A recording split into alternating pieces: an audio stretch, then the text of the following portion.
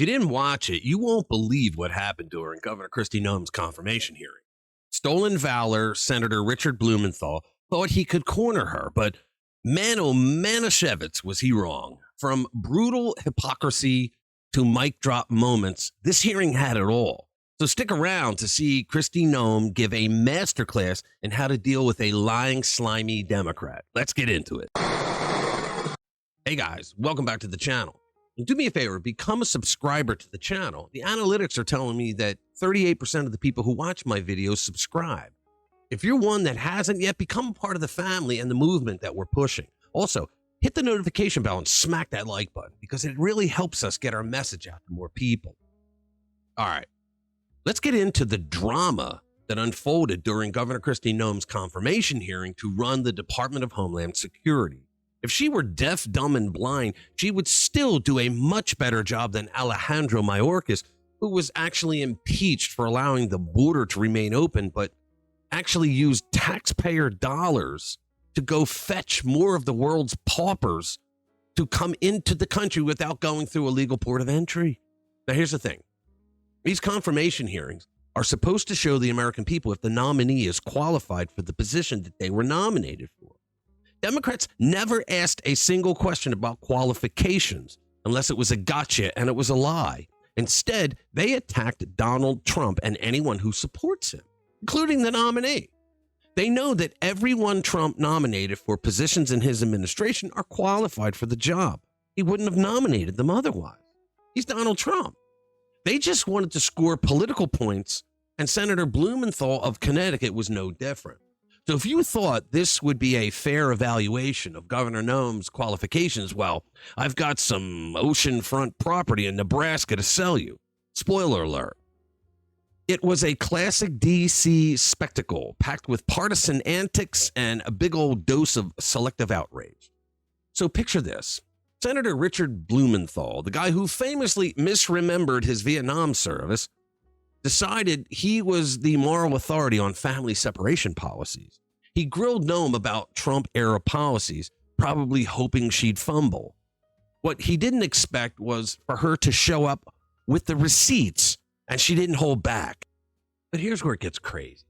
She didn't just counter his attacks. She flipped the script entirely.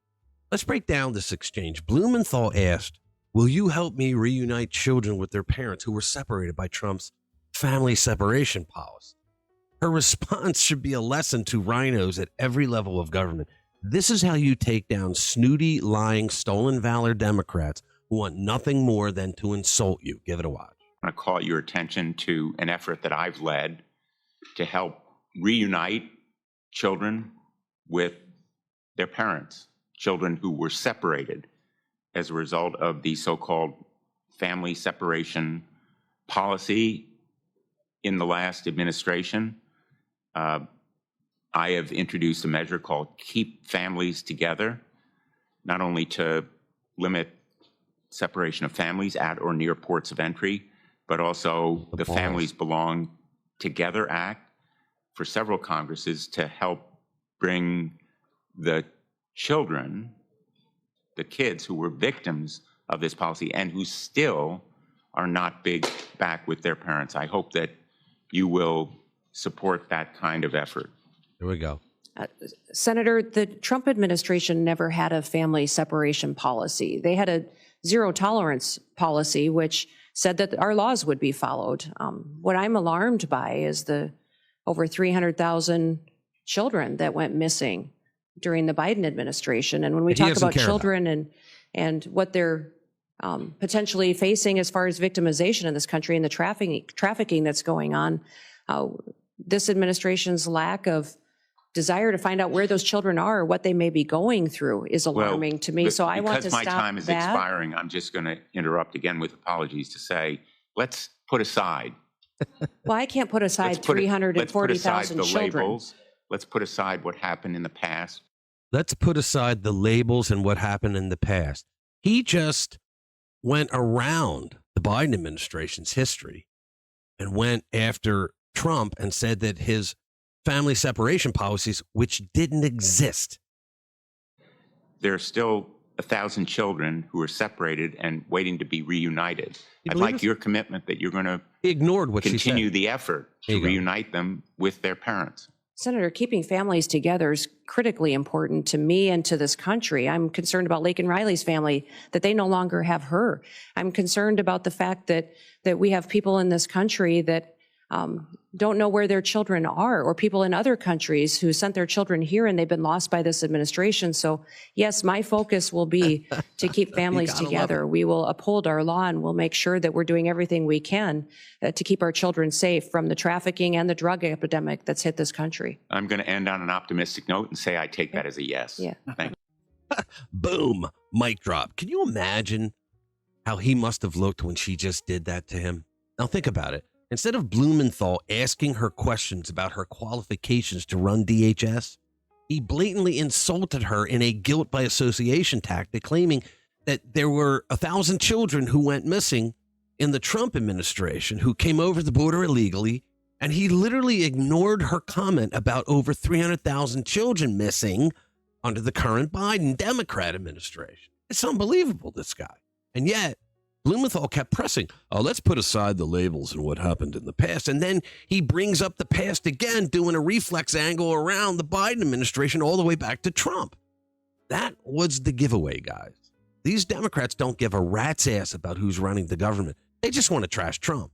If Blumenthal cared, think about this, if he cared one iota about missing migrant children, he would have stopped trying to go back to 1,000 children under Trump and handled the argument of 347,000 kids who went missing under the current Democrat regime. But he doesn't give a damn about migrant children. None of them on that side of the swamp do. The Democrats look like they have a definite pattern where they all got the same talking points. They like to claim that Trump had a separation policy, but you just saw Kristi Noem point out that no, they did not. I seem to remember Trump signing an executive order saying that they're not going to be doing it anymore. But here's the truth of the matter. It was a federal judge years ago who ruled that the federal government can't keep children in the same detention cells as their parents because there could be other adults inside those cells who the parents don't know, and they could get violent at any time and put the kids in harm's way. So when Democrats argue about kids in cages, what they're really saying is that they want the children to be inside the same detention cells with their parents and other adults that they don't know. It's the only logical conclusion. Right? So the reality of the situation is they come in through third world countries where there are so many parents who are willing to send their 6-year-old daughters and sons on the road alone for that treacherous journey to illegally cross our border. There are nonprofit organizations like CARA filled with lawyers who do pro bono work to tell the coyotes and probably cartel members how to beat our system. For example, they will tell adults without kids coming in a caravan or walking or however the hell they're Joe flying them in, that American security at the border will take them more seriously if they have children with them. So what they do is they grab a couple of kids and they tell them, look, I'm your father and this is your mother for the day, and you don't see otherwise or else. So the government puts the adults in one detention center and the children in another. And then when the adults finally get their deportation hearing date, they are released in the interior of the United States, and they get a slip of paper. They're told where they can go to pick their kids up. They say, thank you very much. And then they run the other way because it's not their kids and they don't give a damn. I also like that Kristi Noem countered Blumenthal's argument about keeping families together with pointing out that she was concerned about Laken Riley's family because they're no longer together because one of Joe Biden's illegal aliens murdered her. So did the governor just call out the whole Biden administration's failures while standing her ground for the job she's going for? You're damn right she did. She did a great job. Democrats in Congress have no soul. Now, let's zoom out for a second. So rather than giving you, the American people, a chance to see if a nominee has the qualifications to do the job, instead we get political theater. It's almost like the Democrats forgot how their rubber stamping spree went when Biden put forward some of the most unqualified candidates we've ever seen. I mean, for God's sake, Pete Buttigieg for transportation. That's like asking a vegan to judge a barbecue contest. The bottom line here, Noem didn't just survive the hearing, she thrived. She exposed the hypocrisy of her critics, and she proved that she's more than ready to take on the role. Blumenthal may have come in swinging, but let's just say it wasn't his finest hour. So what do you think? Did Kristi Noem shut down the opposition or what? Drop your thoughts down in the comments below. All right, thank you for watching. Hit that notification bell if you want to stay up to date with all things politics and common sense conservatism. I'll see you in the next one. Spread the word. It's hard.